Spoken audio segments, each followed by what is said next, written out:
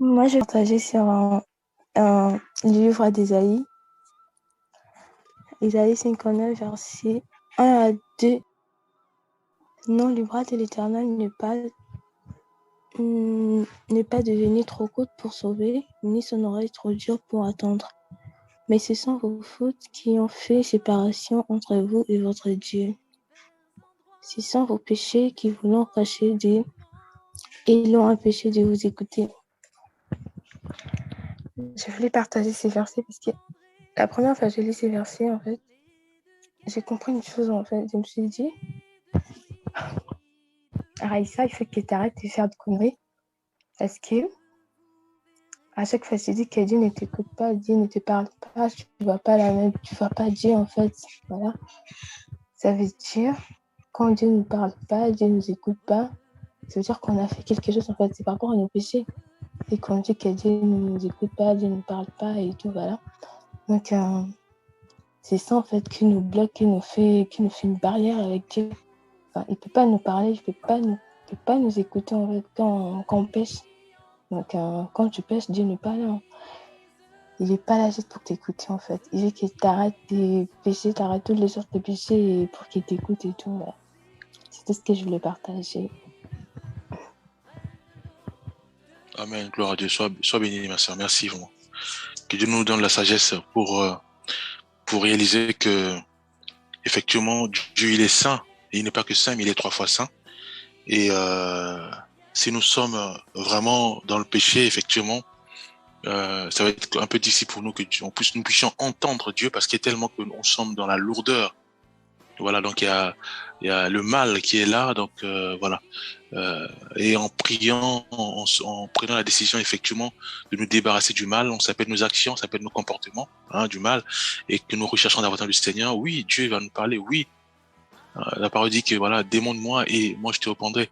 Donc effectivement, nous devons davantage nous rapprocher de Christ en nous dépouillant, voilà, de tout ce qui nous freinait autrefois, et de nous laisser imbiber par une nouvelle vie qui n'est autre que la vie de Christ. Et à ce moment-là, oui, Dieu va nous parler, oui, Dieu va nous fortifier, puisqu'il est là, il nous regarde toujours, il nous console, il nous regarde aussi, et il permettra pas, même malgré nos maladies, il ne permettra pas que nous soyons au plus bas, hein, un peu comme Job, où il était toujours là, malgré les maladies, mais Dieu n'a pas permis qu'il soit mort, parce que Dieu, il avait des plans pour lui. Ces plans, c'était quoi? Enseigner le monde entier par rapport à son attitude, par rapport à sa décision. Merci, ma sœur, pour ce puissant partage d'Ésaïe 59, 1 à 2. Voilà, nous laissons aussi la parole à notre sœur Tyrell, si la, voilà, par rapport à, si tu as inversé ma sœur, Oui, pour Shalom. nous encourager mutuellement. Voilà, je te laisse la parole. Oui, oui, moi j'ai Hébreu 11, j'ai le 30 et le 31. C'est par la foi que les murailles de Jéricho tombèrent, après qu'on en a eu fait le tour pendant 7 jours. C'est par la foi que Rahab, la prostituée, ne périt pas avec les rebelles, parce qu'elle avait reçu les espions avec bienveillance. Donc, je voulais parler un peu aussi sur la foi, parce que quand on prie, on a bon prier, on a bon lire la Bible, et si on n'a pas la foi en Jésus, ça ne sert à rien, quoi. Si on ne se dit pas que Jésus est mort sur la croix pour nous, ça ne sert à rien. Parce qu'il faut il faut se dire que Jésus est là, on a confiance en lui, même quand on a des problèmes, on a des soucis. Il faut avoir la foi. Il faut dire oui, ces problèmes-là, ils vont partir. J'ai besoin d'un travail. Je dois prier, je dois avoir la foi. Je sais que j'aurai un travail, même pas aujourd'hui, mais un jour plus tard, j'aurai un travail. Il faut toujours avoir la foi, se mettre toujours dans la foi. Il faut vraiment croire à son Seigneur. Il faut croire, vraiment croire. Parce qu'il y a aussi des pasteurs, hein, ils prient, ils donnent les prédications, mais ils n'ont pas la foi. Hein, ils font de n'importe quoi. Hein, ils n'ont pas la foi. Ils disent aussi, il faut qu'ils donnent aussi les bonnes paroles aux enfants. Eux, ils vont rentrer dans la profondeur. Là, ils vont prier. Là, ils vont voir que oui, les paroles là qu'il m'a dit, mais c'est vraiment, c'est bien. Je dois croire. Je dois croire que oui, Dieu existe. Oui, vraiment, C'est ça, quoi. C'est ça que je voulais dire, vraiment. Même quand tu es malade, tu dis, bon, je sais que Dieu va me... Mais il faut plus prier aussi. Il ne faut pas dire que oui, je suis malade, mais tu dis, oui, j'attends Dieu, il va m'aider. Non, il faut avoir la foi, il faut prier, prier, prier. Si tu n'as pas la guérison maintenant, mais toujours, tu l'auras. Tu l'auras avec notre Seigneur. Hein? Tu l'auras avec notre Seigneur. Parce qu'il est mort sur la croix, donc il était venu pour nous. Donc on doit lui faire confiance, quoi. On doit faire confiance à ce Dieu. On ne doit pas faire confiance à n'importe qui. Donc c'est lui notre sauveur. C'est lui notre... Il faut qu'on donne notre foi à lui tout seul, c'est notre Seigneur. Il va nous guérir, qui nous donne la force, qui nous fortifie. Le matin, quand tu te réveilles, tu n'as pas envie d'aller travailler, tu dis, Seigneur, je sais que tu vas m'aider. Seigneur, je sais que grâce à toi, ce matin, je me suis levé pour aller travailler.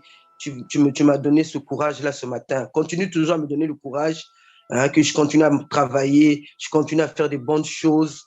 C'est grâce à toi que je suis là. C'est grâce à toujours. Je vais toujours continuer dans ce domaine-là, toujours. Même les enfants, on leur montre aussi la prière. Il faut leur montrer que oui, il faut qu'ils croient à Dieu, à notre Dieu, quoi. Comme s'ils feront des bonnes choses. Et c'est ça, quoi.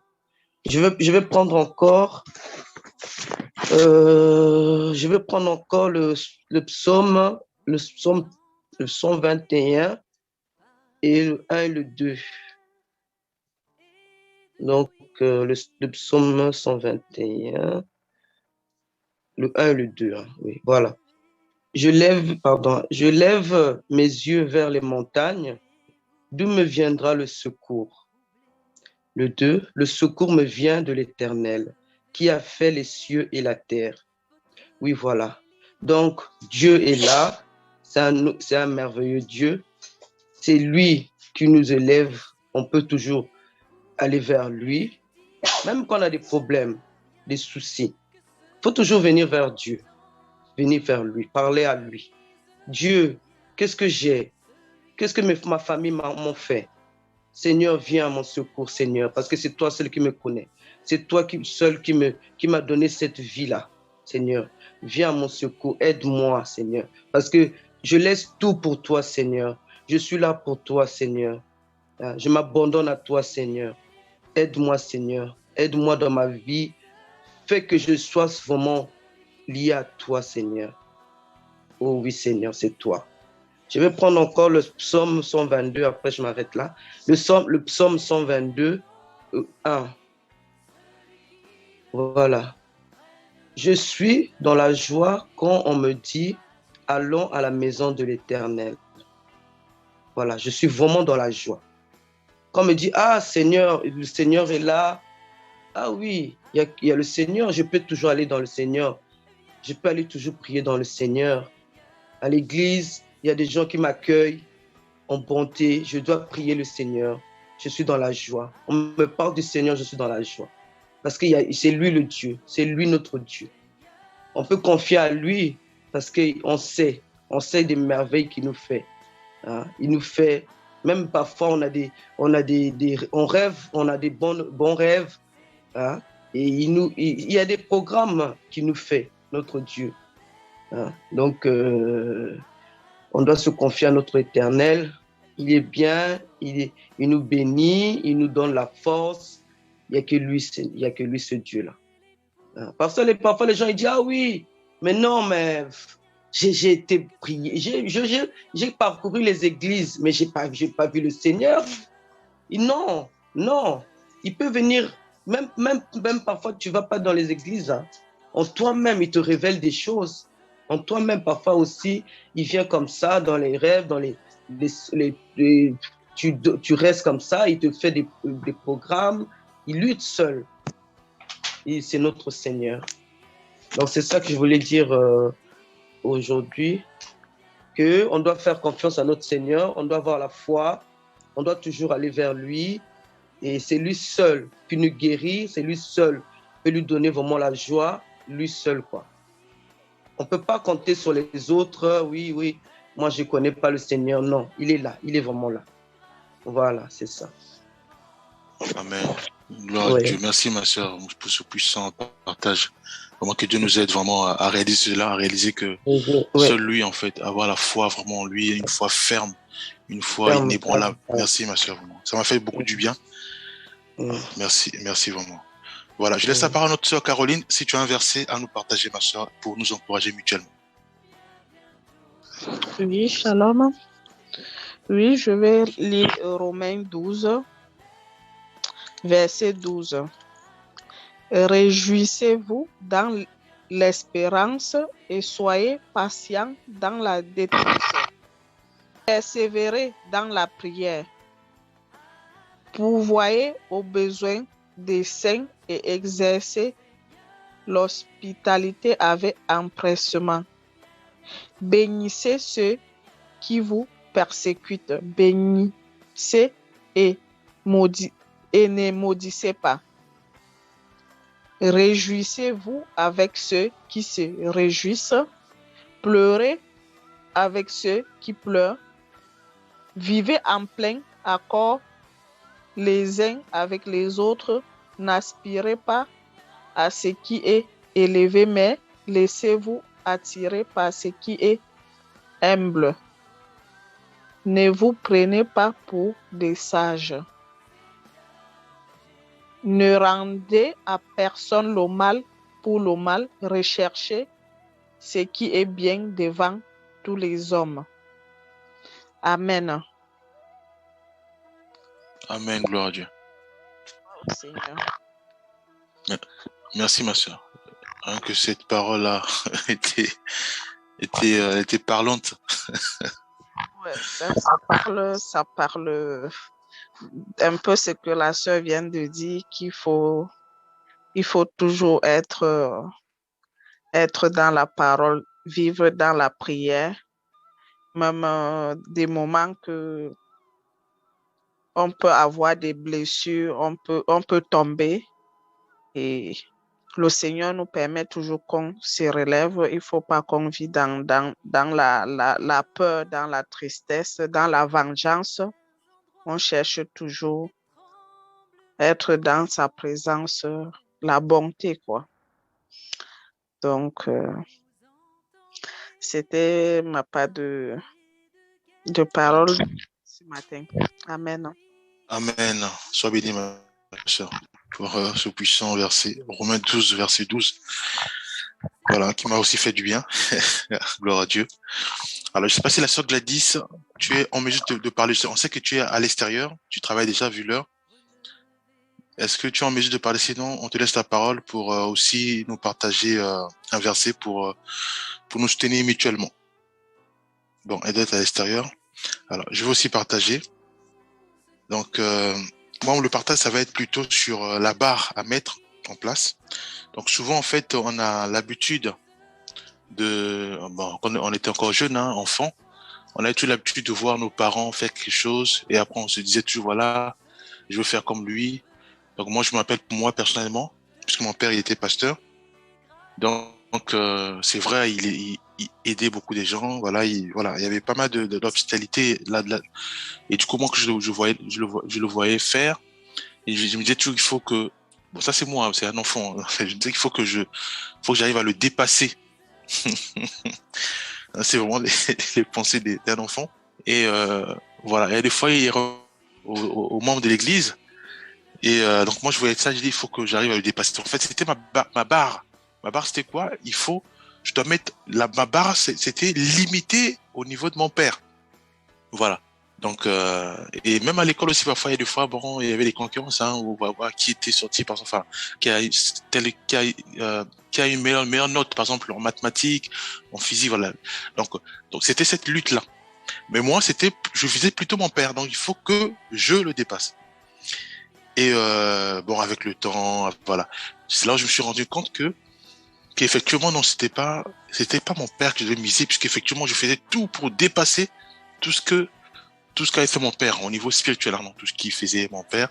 Donc moi, le but c'était vraiment de le dépasser. Et après, je me suis rendu compte, non. Effectivement, c'est pas lui que je dois miser. C'est parce que lui, en fait, il est humain comme moi, en fait. C'est vrai qu'il y a eu des choses où j'ai largement dépassé mon père. Et après, je dis, mais qui maintenant je dois miser parce qu'effectivement, tout ce qu'il faisait, j'ai tout dépassé. Donc, tout ce que je voyais, voilà, faire mon père, je les ai réalisés, mais dépassés largement. Et là, je me suis rendu compte, non, c'est pas lui, en fait. Je me suis trompé de cible. Il fallait mettre la barre haute. Il fallait mettre la barre au niveau de Jésus-Christ. C'est-à-dire que voir ce que lui faisait et arriver à sa dimension. Et quand l'Esprit Saint, en fait, m'a orienté comme ça, jeune que j'étais, c'est là où j'ai dit, ah oui, effectivement, non, c'était mon père que je devais viser, puis c'était plutôt Jésus-Christ. Voir ce qu'il faisait et faire ce qu'il faisait, parce que lui, il dira dans sa parole que vous allez faire des choses plus grandes que moi. Et il encourageait ses disciples à faire des choses plus grandes que lui. Et effectivement, c'est là où je devais mettre ma barre. C'est là où je devais mettre ma barre. Dire que voilà, je dois pas cibler mon père, je dois pas cibler mon frère, je dois pas cibler ma sœur, ni ma mère. Mais non, moi, au contraire, je dois cibler Jésus-Christ. Mettre ma barre très haute vers Jésus-Christ. Donc, ça veut dire que il doit être mon modèle. Je dois tout faire pour arriver à le dépasser. Je dois, voilà. C'est-à-dire que prier constamment, arriver vraiment à sa dimension.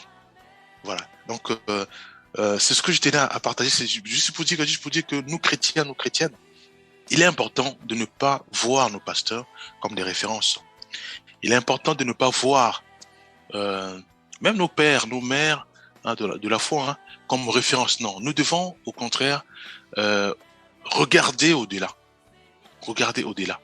Nous devons voir Jésus-Christ, lui qui est plus meilleur que nos dirigeants, enfin nos pasteurs, nos apôtres, nos prophètes même.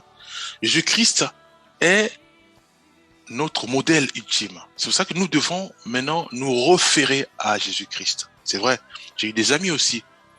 J'ai eu beaucoup d'amis et jusqu'alors j'ai eu des amis où en fait ils mettent comme référence leur pasteur. Donc ça peut être Branham, ça peut être voilà leur pasteur. Mais moi je pense que j'ai fait cette erreur-là. Moi j'avais misé mon père parce qu'il était pasteur aussi. Il œuvrait constamment à l'église, voilà, il faisait pas mal de choses. Donc en mettant ma barre au niveau de mon père, c'était une erreur grave que j'ai. Parce qu'en fait, il y a eu des choses que je n'ai pas peut-être appris si j'avais mis ma barre directement à Jésus-Christ, où je devais automatiquement suivre Jésus-Christ, l'imiter lui et faire les choses que lui faisait. Parce que lui, il vivait dans la piété, il vivait dans la sanctification, il était constamment à faire les choses de son père. Donc, il faisait pas les choses pour l'honorer lui, non. Il faisait pas les choses pour son ventre, non. Il faisait pas les choses pour trouver gloire aux hommes, non. Il faisait les choses pour glorifier son Père. C'est là que nous devons, moi ainsi que mes amis, donc nous, chrétiennes, nous devons mettre notre barre.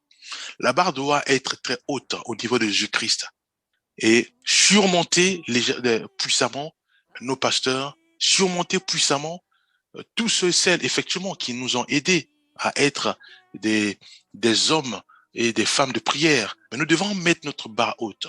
Parce que c'est l'excellence de Jésus-Christ que nous cherchons. C'est l'excellence dans l'humilité, l'excellence dans la foi à notre Créateur, l'excellence dans l'amour, l'excellence en rejetant le mal. Voilà. Donc, voilà ce que je tenais à partager. C'est que vraiment, nous devons vraiment mettre notre barre très haute au niveau de Jésus-Christ et non à nos dogmes et non voilà à tous les humains qui sont ou les prophètes ou des puissants hommes de Dieu que je respecte honnêtement. Mais nous devons surpasser tout cela, mais nous devons mettre notre barre très haute. Donc le modèle que nous devons choisir à nous maintenant, ce n'est plus tous ceux et celles qui nous ont fait du bien, mais c'est maintenant Jésus-Christ que nous devons cibler. C'est lui en fait, en le ciblant lui, effectivement, nous allons aller très vite dans l'excellence, au niveau de la sainteté, au niveau de la sanctification, au niveau de l'aide à ton prochain, voilà, au niveau de la prière, au niveau de la foi, voilà, au niveau de beaucoup de choses. Voilà. On va prier, puisque je crois que on va prier, vu l'heure. Père Céleste, nous croyons que tu es bon et juste. Merci pour ta bonté, merci pour ton amour. Aide-nous, Père Céleste, à accomplir tout ce que tu nous as dit à travers des unes comme des autres, à travers des uns comme des autres. Père, tu as parlé à chacun de nous. Père, aide-nous maintenant à garder ces paroles. Père, je pense encore au psaume 121, je pense encore Romains 12, je pense encore à Ésaïe. Père, béni sois-tu pour chacun de nous. Père, amplifie cela afin que nous puissions davantage lire ta parole et faire cela tout autour de nous, partager ta parole autour de nous. Au nom puissant de Jésus-Christ, nous avons ainsi prié. Amen.